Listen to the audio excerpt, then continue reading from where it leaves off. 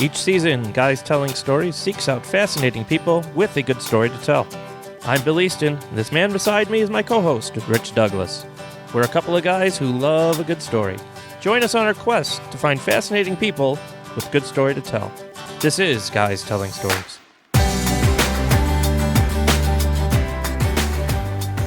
Bill, welcome. How we doing, Rich? Oh, good. Everybody out there listening, welcome to the show. Thanks for joining us here today. Oh, we're very excited about our guest today, Matt Granite. He's awesome. He's going to be excited to talk to us. He's excited about $4 watches, so I can imagine what he's feeling about talking to us. Oh, he's excited about pillow deals. Excited about everything. Everything. Oh, this guy. We'll get into him a little bit later. But Bill, how you doing? Everything good? Everything's great. Oh, and I want to say to the listeners, thanks so much for the comments and for the love for our first episode. This season has been fantastic, and it's all because of you. So keep spreading the word, keep sharing those episodes, and we really, really appreciate it. So the Guy Telling Stories T-shirt challenge is underway. Started last week. Bill's winning. Let's just say that. Is anyone surprised? Well, listen, I love my shirt. Is it over? Did I win? You go. No, it's not over. Okay, it's not over. We need your help deciding a winner, and unfortunately for me, the contest is more than 1 week long. This season, Rich and I designed our own custom T-shirts, and it's up to you, the listeners, to settle who's his best. My shirt is awesome. It is a Neon Design Carpe Diem shirt, and I got a feeling the ladies are going to like my shirt a little bit more. That's very possible. Okay, I've gotten some compliments. I've seen some purchases already, and these are available in men's, women's, and youth. So this might be our first baby shirt. It looks great on the babies, and nothing like sees the day with a baby. Oh, man. I know. I'm trying You're to. playing to the families. You're playing to the kids. Just buy my shirt, please. Mine is Bill's killing me right now. West Virginia.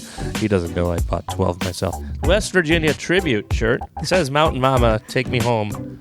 But you know the whole song, Country Roads. Where can they get these shirts? How do they show their support? GuysTellingStories.com. Scroll down. We have a nice little merch button. Click on that and, pick your favorite. Awesome. Also, guys, we get a lot of emails, and especially me lately, Bill, I've been talking to people who want to know how they can start their own podcast. Probably the number one question that we get right now. So, you know why they all talk to you is because I tell them to. I don't know. Ask Rich. Yeah, I was wondering. It's like, are they calling you too? No, they just happen to get your number.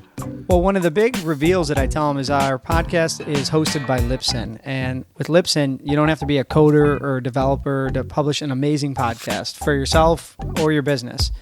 And that's because Libsyn provides all the tools you need to get your podcast out into the world. They connect you with the podcast directories like iTunes, and they link to all your social media. So with the click of a button, you share your podcast everywhere online. So right now, if you're interested, you can use our offer code GTS to get your first month of podcast hosting for free. That's Libsyn.com. Offer code GTS to get your first month of podcast hosting for free. We've been using them since season 1. Yeah, since the beginning, and we'll be sticking with them for as long as we ride this train. Cool. All right, let's get to our guest, Matt Granite. Bill, what do you know about Matt Granite? You ever met him before? I've never met him. I know he's on TV. I know he loves Black Friday, and he's the type of person who is so excited he obviously loves what he does, and he's so excited when he's doing it that you have no choice, if you're listening to the news and you're walking around your house, to actually go and watch him to see what he's selling. At least that's how I feel. I know. I dug a little deeper. Matt Granite is on the local Channel 2 here in Buffalo, and it turns out he is in 20 different states broadcasting his ways to save. He has a YouTube channel where he has the same deals and other deals. Over, I think, something like 300,000 subscribers. Yeah, you told me that before we got on the air here, and I just thought he was in Buffalo just hanging out downtown somewhere. I was looking around for him. I'll tell him that when we talk, because for the longest time I thought he was just down the road too, and I think he was for a little while. Well, this guy is known for saving you money, for saving us money. We see him on TV every single day. So chocolate, we have chocolate. Oh, he said your wife loves the chocolate. Yep. Well, you know what? Let's talk to him. Let's give Matt a call. Sounds good. All right, Matt, welcome to the show. I'm honored. This is, believe it or not, guys, my first podcast ever outside of school. Mine too. Bill always says that. No, Matt, I'm shocked to hear that, because for listeners who are familiar with you, you have a huge social media presence on YouTube, Twitter, Facebook. You're on TV in front of millions of people every single day. But really, first podcast? First podcast. And I'm, to be honest, a little bit nervous because I'm not in the exact same room as you. Or am I allowed to say that? Yeah, of course they know we're connected. Okay. So it's a long distance relationship, which I have a lot of experience with. But usually, I'm speaking to people face to face, but at least in television, it's a lot of satellite connections. You guys, it doesn't get more personal than this. You sound like you're inside my ears right now, which is fantastic. Beautiful. Yeah, I knew that you would have some experience, talking in long distance. But yeah, Bill and I are sitting here. We're in Buffalo, New York. Where are you currently right now? I am right now in Toronto, Canada. So we're very close physically. Mm-hmm. we are. We always call it road trips, where we could, travel out and sit down face to face. But usually we have to convince the wives that that's a good idea. Yeah, a good idea, a worthwhile trip to spend 3 or 4 nights. Drag them away for the weekend. Now you would be worth it, but we just. Better yet, my wife will pay to get me out of the house to be with you. Oh, wow. We got to get to that level. So she'll cover the trip. Oh, that's awesome. We definitely need to get to that level. Well, Matt, we always like to send people to your website, social media. So please plug away. Where can people find you online? Usually a quick Google of my name will take you to where you want to be. Matt Granite, Granite. But if there was one platform where I could invite the world, I think it would be YouTube. And the reason I really prefer YouTube now more than ever, in addition to the live capability, is that all of the deals I find get given away for free to my subscribers. So hundreds of thousands of dollars just get given away to all the great people. YouTubedeals.com is where you can find me, or just search for The Deal Guy. I would love to get rid of all of the stuff that I've been told I need to exit from my home. Okay. Yeah. So check him out on YouTube, YouTube at The Deal Guy, right? Yeah, exactly. Wow. So I'm taking a look at the page as we speak, and you have luggage sets, scales. Bill was, before we started recording, talking about chocolate. Oh, yeah. They don't send you all of this, do they? And then you have to get rid of it, or do they? Do they send you all of it? There's 2 different ways I get a lot of the products. The first is I created this algorithm not too long ago to try and chart flight errors and price drops. So those are the days where a $5,000 business class ticket around the world is inadvertently reduced to $50. And I developed an algorithm where I could catch the errors. And it failed. It failed miserably. The only thing it worked on was price drops. That's cool. So I have I'd say a 60 or 70% prediction rate where I'm correct in terms of predicting price drops. And I use this algorithm to try and chart price drops on upcoming deals. I buy many of the deals hoping that I'm correct. I test them. Those are the items that given away on YouTube. And then the other half of the batch, a lot of manufacturers from around the world will send me products to test in beta. So they haven't been publicly released yet, and they want my honest opinion. Those are the other half of the items. So I'd say it's a 50-50. That's pretty cool. Yeah, I mean, using this whole algorithm to kind of start a job that didn't exist before. I want to get into that in a second, but I want to ask the obvious question too. You're not being paid to review these products or paid to give them away. That would be amazing. Honestly, if I was paid to test the products, I would not be speaking to you right now. I would have retired probably 8 years ago. Right. You might be fantastic. On your way. Yeah, right. Yeah, any companies want to pay me, I'm trying to get that started. But no, at this point right now, it comes down to me testing items and being able at this point in my life to offer my honest opinion on whether or not I like the item.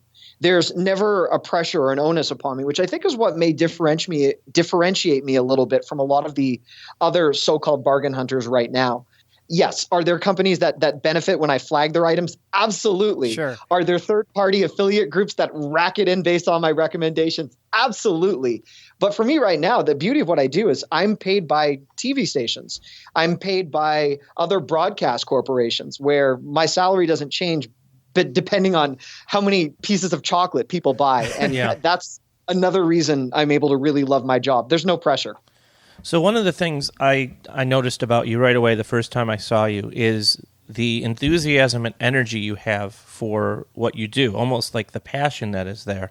Before this, what else in your life going back would you get this passionate about, or are you just like this normally? No, I'm really hyped up. I have no life whatsoever. And I think in terms of developing this deal hunting segment that I'm now able to do full time, the hyped up momentum I get is from having people come up to me and tell me one of two things. It'll be in an airport and someone will yell across the aisle, "Granite, that suitcase sold out. My wife hates you." So there's that one. Yeah, right. Which actually just to briefly tell you, I got a speeding. No, I think it was a stop sign improperly stopping ticket. Yeah. So I went to court. And I chose to fight the ticket because I was actually obstructed by a truck. And I kind of just wanted the experience of going to court. Of course. And yeah, who doesn't? The judge called me out in the middle of the entire courtroom. I kid you not, on that Vosges chocolate deal. Nice. Yeah, Bill, she you have mentioned some of that, it was right? sold out when she got to it, and she wanted a new price drop. Oh, so that was amazing. Did you just pull it out of your luggage and hand it? I wish. I wasn't that well organized. I barely had the insurance forms for the little stop sign incident. But the two types of people you meet are the people who are really angry at you because they couldn't get one of your deals or they missed out and they hold you responsible. And then it's the other people who tell you that they were on food stamps, but for the first time ever, they've now been able to purchase a piece of tech that'll get their kid through school. Those are the two things. I mean, this is not some incredible charity work I'm doing, but I am helping people on 1-star budgets have access to 4- or 5-star items. And we're also teaching people how to work around a lot of the ploys that retailers employ. I mean, this is a way to side with the consumer and help them get what they want. That's great. Yeah, I've been reading in the off season a little bit just about kind of like a balanced, frugal style of life. How, like you want to have the things in life that make you happy, right? But you don't necessarily want to pay for them again and again and again or overpay. So I kind of am reading between the lines of what you're saying. You're offering these deals and they're actually helping people get quality or luxurious, different types of products or services at a deal, and sometimes even for free. I know there's been a few rebates there where they can send away and get products for everybody in the office. And something. the TV, and he has the video on the free TV, how to cut the cord. Oh, yeah. Well, you guys have done your research. Honestly, I wish I overlapped with more people that knew more than 3 things about me. You're better than my family right now, and I appreciate you. Well, no. What do you guys think? I'd always worried that when the economy improves, I would be out of a job. And I know the economy dips and changes and there's trends, but just for me, I think no matter how much money you have, you always want to save money. And I think that's what makes some of the very rich people successful. They're frugal amidst all of their success. What do you guys think? I tend to agree with you. I think that everybody gets a sense of accomplishment when they can get something for less than they feel it's valued for. So there is definitely a reality to what you just said, that even especially travel is a big one. Any type of upgrade that you can get is a big one. The free TV is a big one because nobody likes the satellite and cable company. There's no commercials. There's nothing they can do to get well liked. So anyone that can cut them out, they're going to love it. Yeah, I agree. And Amen. And along those same lines, Matt, there's like a whole community of people I'm discovering who they want to maybe become like independently wealthy. They want to retire early, but they know they're not going to necessarily do that by doubling and tripling their spending and income at the same time. So they decide to, maybe go to 2 grocery stores instead of 1 to save, a couple bucks every single week. There's a market price for bananas and eggs. And if you go to your local grocery store and those eggs are $1 more, there's a group of people out there that kind of ask why. It's worth it to them to go to the next grocery store. So I kind of see you along those same lines. And if the economy, changes a little bit, all you're doing is helping people save money on a consistent basis, and then they can become millionaires and still love watching your. I'll tell you this much: a millionaire loves a good deal just as much as somebody on food stamps. You know what I mean? You're giving me hope. I appreciate that. Absolutely. Well, let's take the listeners back a little bit to your roots. And you are in Toronto right now, but before you started on this path to success, what was home life like? Where'd you grow up? Family, friends, community. Can you tell us a little bit about that? Absolutely. Born and raised in Toronto, and I grew up in a family where there isn't really one thing that triggered my desire to help people save money other than my mom's childhood. It was, I realize every family has something bad that happened, and many people listening right now have things that are substantially far worse than I'm going to tell you.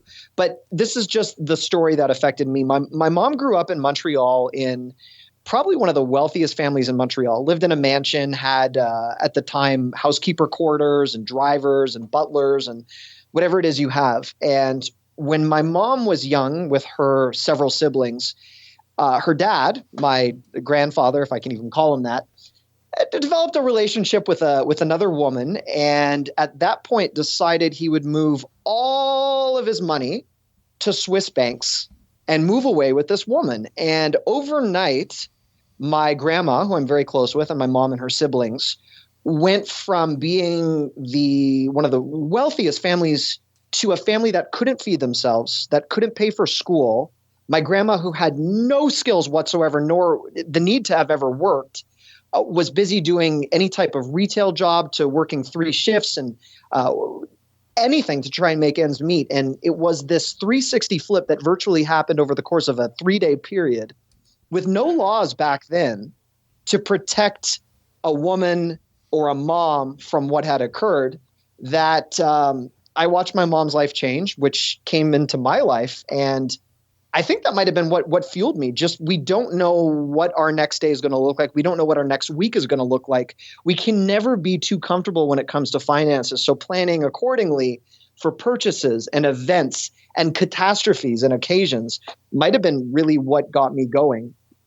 To answer your question, that's incredible. It's something that I had no idea of. So if we kind of dig into that a little bit, like were those your formative years? Like, how old were you when those 3-4 days were happening?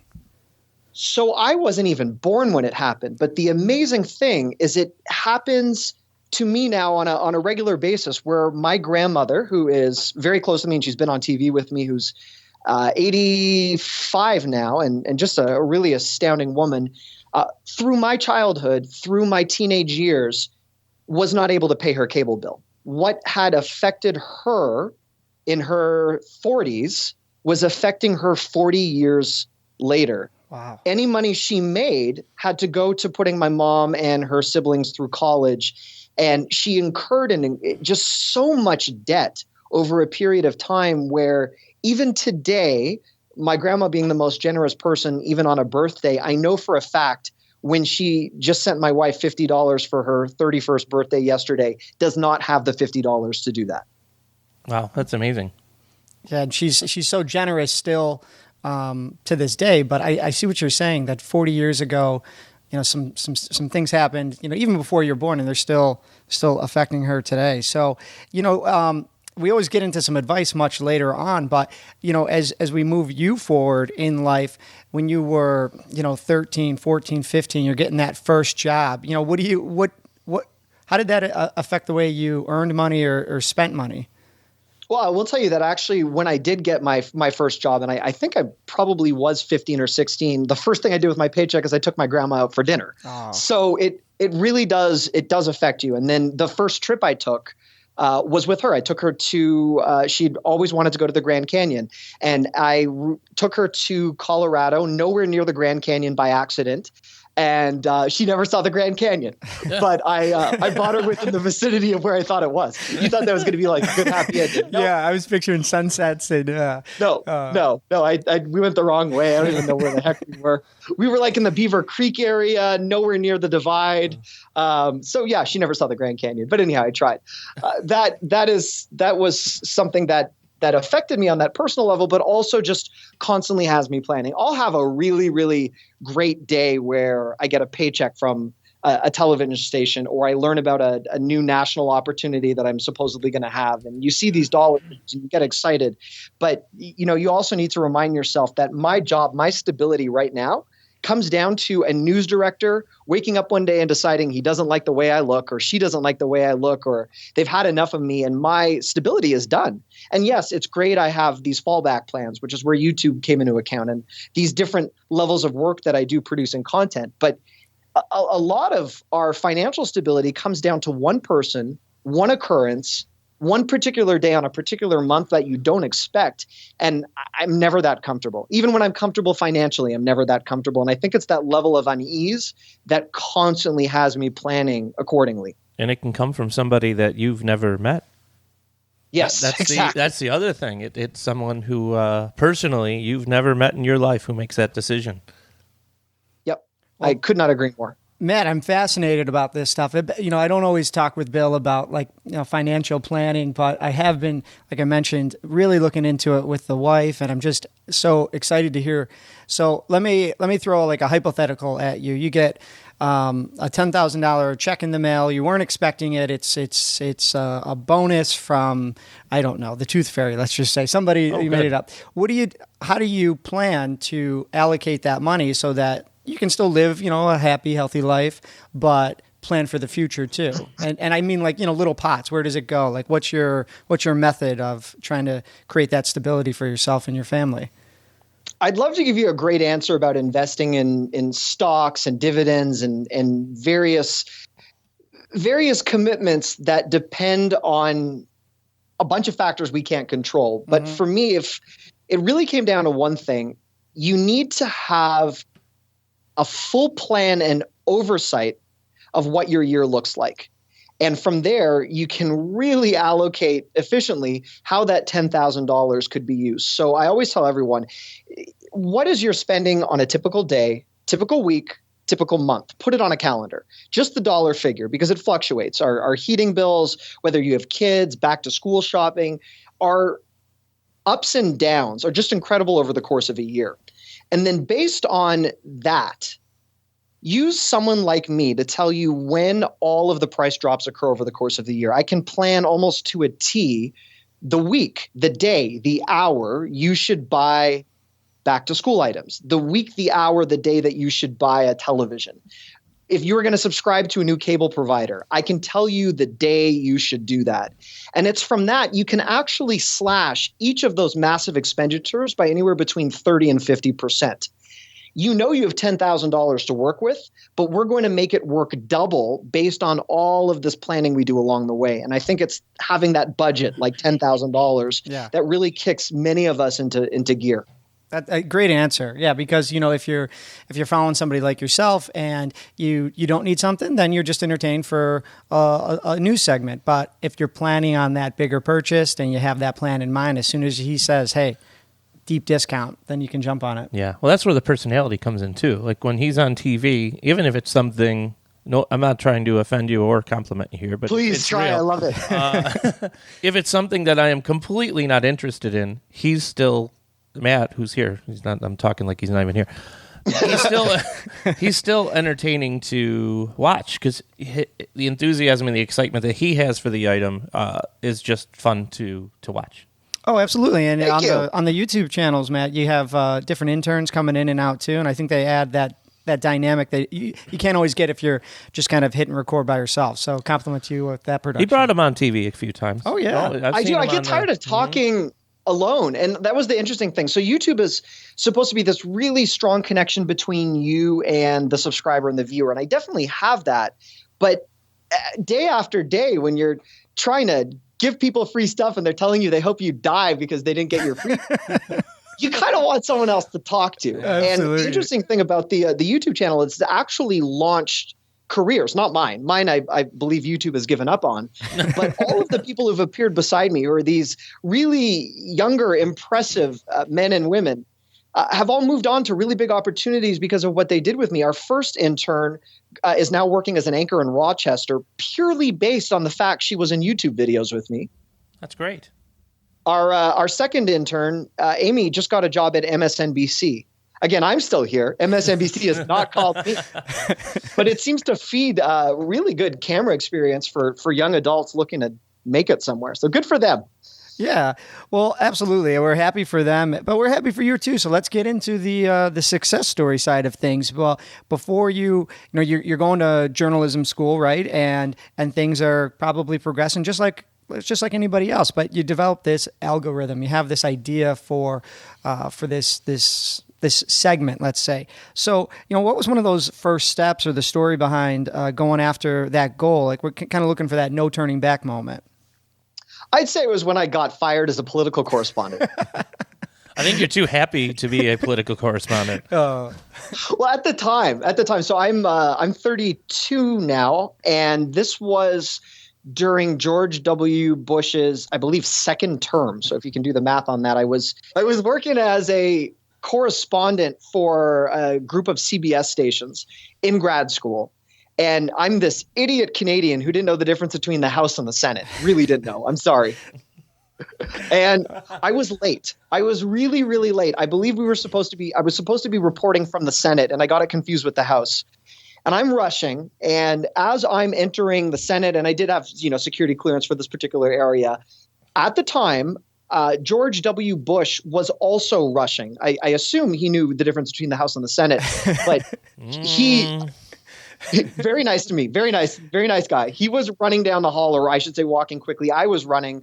I had microphones and equipment and possibly a backpack that was too heavy for me. And I had already taken my laptop out of the backpack. And as he came toward me and said good morning, I was so dumbfounded by the fact that the president had just greeted me.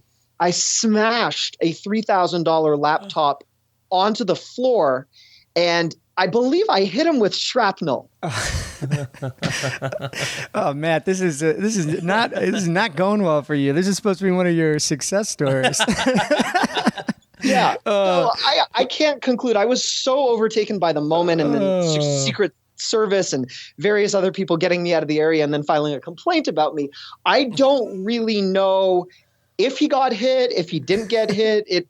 I thought he was further away than it appeared. Anyhow, very nice. He was not injured, but the laptop was, and so was my future as a political reporter. Oh, it was over. Okay. Yeah, that same day it started. So it was from there that I realized I needed to carve out a new path for myself. And I went from there to working as a morning show producer and reporter in warm, balmy, beautiful Fargo, North Dakota. Oh. As if Toronto wasn't cold enough for you. You had to go somewhere probably a little bit colder. Oh, and it was great. And I lived on the border between North Dakota and Minnesota, right in the small town of Moorhead. And that was great because it was the best of both winters. If North Dakota wasn't brutal enough, you had the Minnesota elements. It was great. So I was there for a year and a half, sort of trying to figure out where it was that I could be of a utility to the communications industry, which is what I wanted to be part of. I'd always had jobs in it, and I knew I needed to be doing something different, but I didn't know what it was. So I did TV sort of as my full-time job, and my passion pursuit was working on an algorithm, working on something interesting that I thought I would be able to share with the world one day.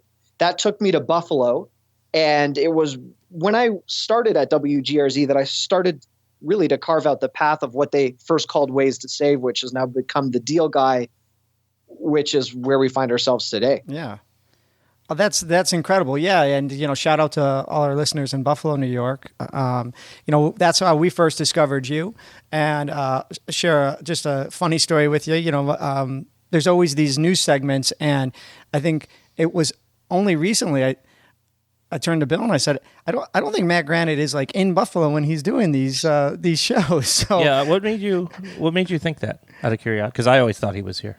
I think you mentioned something like you brought somebody else on and you had just said where you were at, and I'm like, oh wait, he's in Toronto right now. But your path is kind of taking you all over. So after Minnesota or North Dakota, did you find yourself hopping around, or was it just Buffalo and then back to Toronto? No, I was really fortunate. So Buffalo was always home for me. It was the second home. It was where I knew to go find good deals when the Canadian dollar was looking better than it is right now. But I went from there to being picked up within the Tegna group of broadcasting. So I think Atlanta was the first station that said, oh, yeah, this idiot in Buffalo, he's interesting. Well, we have some time to fill. Let's just put his segment on. Right. And then from there, Atlanta sort of led the way for me getting picked up in Florida. And then Florida led the way for me getting picked up in the Carolinas. And I moved actually from Buffalo to Cleveland, Ohio, where they had a much larger facility that could actually host and syndicate what I did.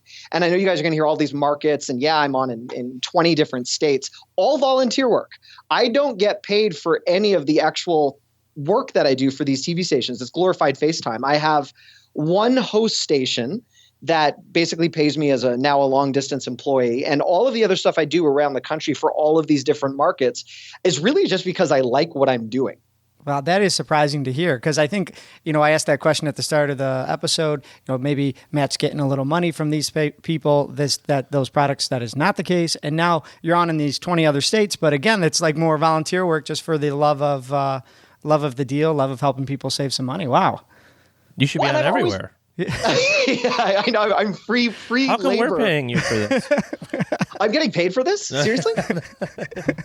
Bill, we pay in T-shirts. That's about it. Yeah. Oh yeah, I'll take a free T-shirt. No, I love what I do, and I'm aware that the more I do, the more opportunities will open up. It's slow. It's a slow build.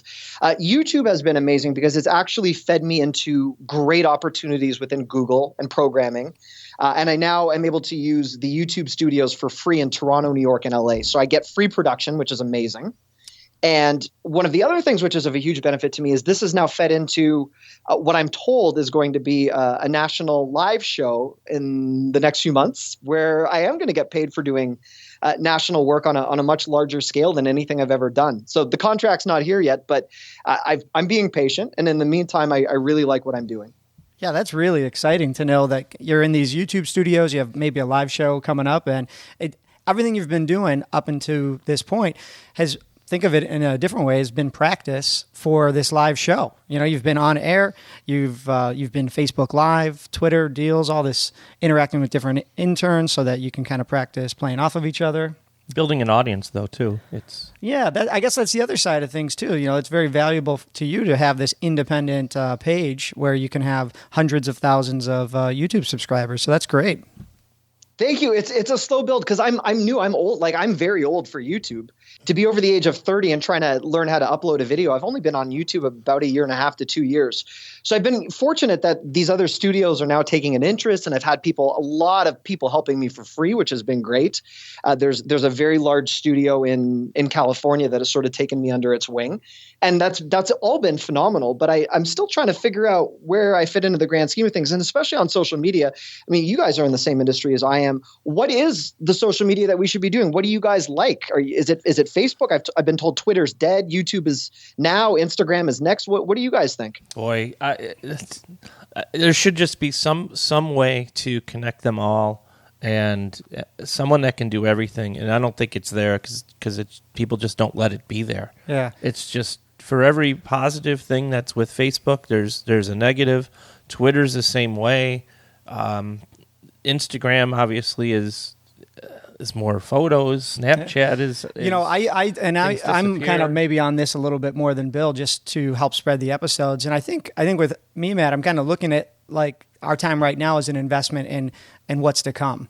I hear about self-driving cars and all this other technology that doesn't exist yet. So, one day I have this dream of, these podcasts will just be a channel right in somebody's car. Imagine these self-driving cars and they just change to the, iHeartRadio app and see Matt Granite doing his live show and they don't even have to have their hands on the steering wheel. You don't have to drive. Why can't you watch a couple videos?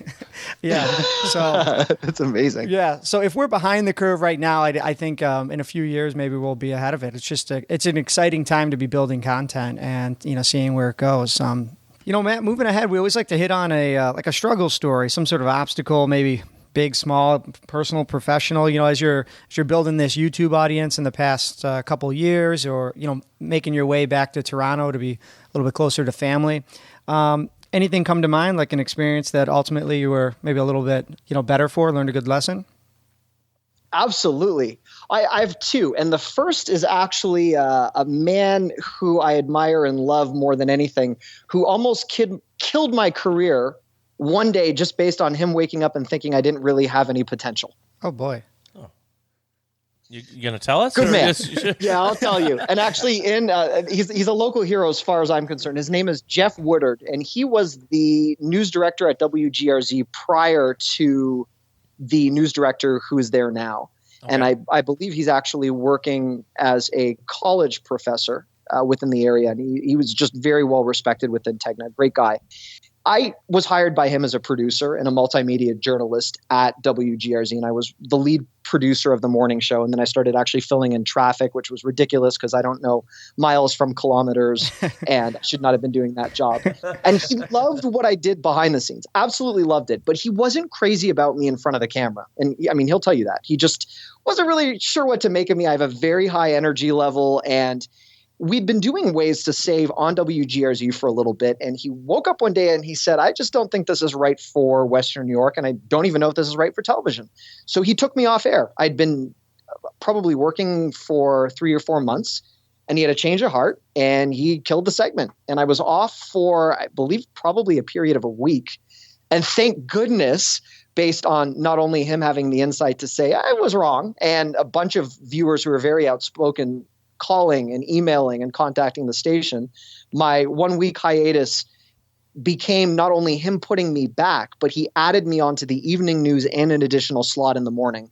Oh, wow. And it was from there that many other TV stations started to pick up on. So I love Woody. That's the abbreviated nickname that he goes by. And in his last interview, I think he did with the Buffalo News, or was at least with Alan Pergament, who's a well-respected critic within the area, he said that in this interview, he mentioned him being wrong about me in the last paragraph. I think the last words he had pertained to him being wrong about me. So he was right about me and wrong about me, and that was amazing. That would be one work mishap. And then the other is a digital mishap tied to my new YouTube following. Okay. I don't know if you guys know this, but YouTube Live, so we all know Facebook Live, or many listeners right now know what Facebook Live is. Mm-hmm. YouTube Live did not exist in its current form a month ago. It's been beta tested. You always had to use third-party apps to do a live broadcast on YouTube if you weren't going live from a computer. Okay. And the problem with the apps is they drop the connection. Sometimes the mics are on when they shouldn't be.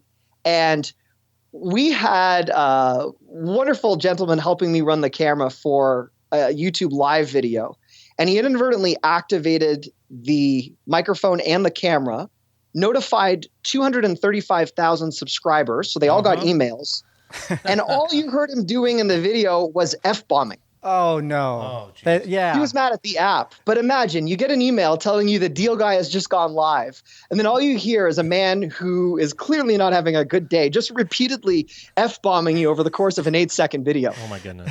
It's kind of funny from our perspective, but it is. I can see how this is not a good thing for your subscribers. I mean, some might be, younger, older, men, women. So what did you do, or what type of damage control did you have to do for this? I think we've reached a point within media where I'm not a highly regarded, philosophical, wonderful mentor of a journalist that many other people within the news community happen to be. I'm not. I find blender deals. I teach you how to save cash on television. Yeah, okay. I love what I do. I'm showing you great iPhone cables that don't tangle for $6.99. So the standards that I've learned I'm held to are a little bit different. Most of the people thought it was me F-bombing them, which I was like, oh no, I'm going to get fired by a TV station. And what I learned is after the video had posted, before we were able to take it down, it had like 780 thumbs up. People loved it. They thought it was the best thing I had ever done. And I wasn't even the person in the video. Oh, boy. You know what? I was thinking that, but I couldn't put it to words yet. There might be that side of people who they love the outtakes, but man, the explicit outtakes might make for some really good viral video. It did really well. And I already had this pre-recorded apology, and I had one of the other interns saying, yeah, no, it definitely wasn't Matt. It was the camera guy. We didn't even end up needing to use that. And I think that's what I've learned. I'm generally not someone that would F-bomb every single one of my subscribers, but I think people understand that I'm human. Whoever was having a bad day wasn't able to work the technology. And I like that I have a connection with people where they're able to have a sense of humor with regards to how inept I am and the people I associate with. How long ago was that? It was in the month of February. So very, very recent. I believe it was the beginning of February. And if I have any subscribers right now listening who had their notifications turned on, you were F-bombed, and I apologize. What we can do here is next February have a 1-year anniversary, but bleep out all the F-bombs, but I think people would enjoy reliving that. That was one. great. I know. I want to see it now, but I understand. You had to take it down. I just didn't think the video was going to have the longevity. You know, it was a great couple of hours, but I'm thinking, how would someone benefit from this video a week from now? Maybe I'll just put in a flight deal. Well, it's your next channel, Ways to Swear. That's right. And Yeah. So what is next? What are you looking to do in the near future, in the far future? Like, what's the ultimate goal for Matt Granite? I'll tell you, I sure as heck like to do some more podcasts. This is fun. yeah, we're having a I'm glad to blast hear too. it. Yeah. You guys are amazing. I would definitely like to do more of what we're doing right now. If you've watched me on TV, I'm usually limited to this in television terms, a very generous 90 seconds. But to be able to have a conversation with someone in a connection and with other people downloading the podcast where you're not dead the next day because your 90 seconds is up, that's definitely something I'm interested in. And then, I mean, who knows? I don't have the contract yet for the national show or the national live show that I'm expecting, but that will be, if that does occur, the next huge project that will be sort of beyond anything I've ever tackled. I'm still going to keep doing television amidst all that. I'm just not necessarily going to be in Toronto 5 or 6 days a week anymore. And then obviously YouTube has just opened so many doors. I'd like to really amplify the content I devote toward that platform. Cool. These are super exciting things. It And is. yeah, you know, I'll kind of throw some love back your way. The long form conversation, the connection, you know, Bill and I feel when we're reaching out to you and you know, compliment you enthusiastically, you know, say yes. And, you know, being so close to Toronto, I'd love to meet up in the near future just for fun, you know, Yeah. and like you said, making those connections within a community of, you know, like-minded people who are excited about, you know, making content and sharing it with that same community. Right on. Absolutely. Do you guys want to know a secret that I've never told anyone? Definitely. We love that. So other than the people I work with, no one in television knows this. In fact, many of the TV stations I produce content for don't know this. So my wife and I have been apart it's been like 4 years of marriage and another 12 years of dating in between that. We met in high school. We've never actually lived in the same city until 2 or 3 weeks ago. And the only reason we're now able to live in Toronto together, where she has a job that I didn't want her to leave, is because a general manager at the television station in Cleveland thought that I should be able to go home, and we put equipment into our second bedroom, and I now go live nationally across the country from my second bedroom every day. That's great. That is great. That is some. No one knows that. They rebuilt the set. We Well, have these they know it really now. good fiber. No, yeah, they know now. We have these really good fiber optic connections where the delay that I would actually have in a typical television studio has been diminished just based on the new wiring we have. So my commute is I walk across my living room. That's It's great. amazing. And okay, one other secret. I'm wearing a shirt and tie up top. I'm not even wearing pants half the time. That's my next question. I was going to say So- fuzzy slippers. You We're know, looking like at some photos. Bear I'm slippers. checking the photos now, trying to picture this. So Oh man, that is great. So yeah, you know, it's super easy for you to bring on the missus if you'd like. You know, hey honey, come on in here, and you know, I'll share this deal with you. That is great though, and you know what? It kind of brings us to that next point. You know, if you have any advice for anybody looking to start out in the future, I mean, I'll sort of set the table for the question. You're now doing this to a national audience from your second bedroom. So you know, if there's anything holding somebody back who wants to, you know, start a YouTube channel or maybe a podcast, is there any advice you'd give to them, you know, and they're just starting out? Yes, you have to be relentless. You have to be persistent, and you have to be patient. Although I believe that in some case I gave you synonyms there, so that's not helpful. But what I will tell you is that it takes an incredible amount of time to accomplish the things that we would have perceived as basic and essential a couple of years ago. For every new subscriber I get on YouTube, I lose 5 or 6 people who are mad at me because they didn't get the freebie or the deal that I featured was sold out. And you have to have a thick skin, not just for journalism, not just for broadcasting, just for digital, but any public service position, and journalists are now in a more than ever a position of public service. You have to, amidst all the accountability and the standards that you may or not be held to, have to have a thick skin, not just for the people you serve, but the people you work for. And you have to know that you are just as disposable as the next person. So the key is not only defining yourself and carving out a path, but redefining yourself constantly. So you're never really that self-assured amidst everything going on around you, but that's what makes you better. That's what drives you. And that's what's going to be opening up more doors time and time again. That's great advice. Absolutely, yeah. Because I think sometimes, people put themselves out there that first time and, they expect, the world to stand up and applause or and applaud. But it really is about being relentless and doing it again and again. If you need a little break, take a break, go back to it and keep grinding. So I appreciate that advice. Bill, I'm no more secure than someone out of college, and I'm constantly reminded of that every day. I'm only as good as my next deal. It's great I have other things going on, but that really hardworking student out of a community college that's trying to edit video at a TV station is really on the same level as me. And I think the problems we run into in the industry is when people forget how easily they can become replaced.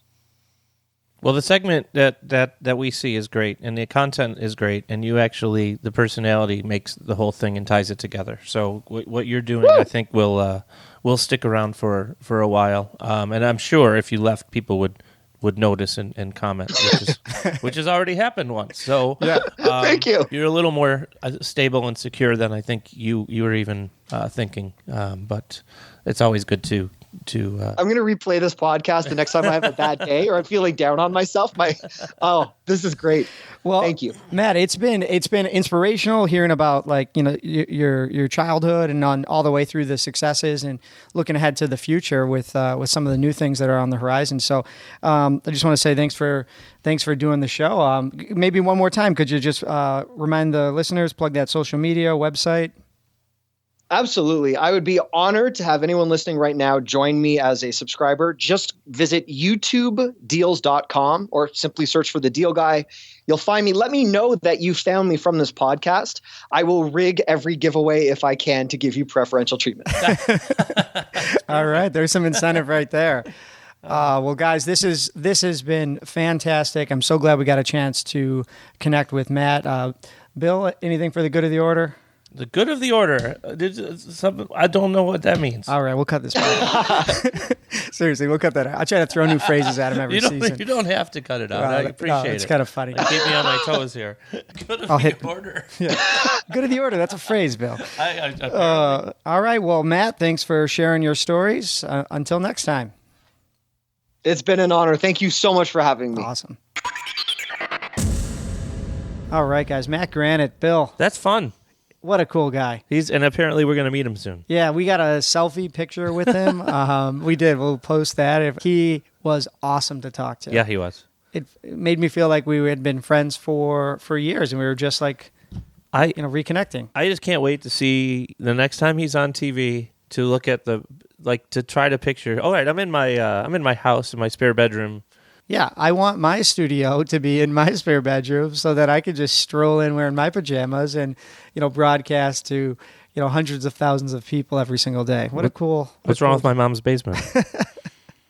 Your mom has a lovely basement. We're not in my mom's basement. No. Hey, quick reminder, we are still deciding the winner of the Guys Telling Story t-shirt design we told you about earlier. Please go to guystellingstories.com, click on that merch link, and help us decide the winner of the custom t-shirt design. Yeah, I could use a little bit of help. I think my Carpe Diem shirt is perfect for working out. So please, if you like working out, get on my side and hit up that merch tab. We were talking to Matt Granite, and he's texting all his friends, please buy my shirt, please buy my shirt, please buy my shirt. Well, I am not joking when I say this. Copy-paste. I am sending him a shirt like we talked about, and it is going to be my shirt. So, Matt, I'll be reaching out to get your info. So, and thanks again to our podcast host, Libsyn. Libsyn provides everything your podcast needs, from the publishing tools to hosting. Remember to use our offer code GTS to get your first month of podcast hosting for free. That's Libsyn.com, offer code GTS to get your first month of podcast hosting for free.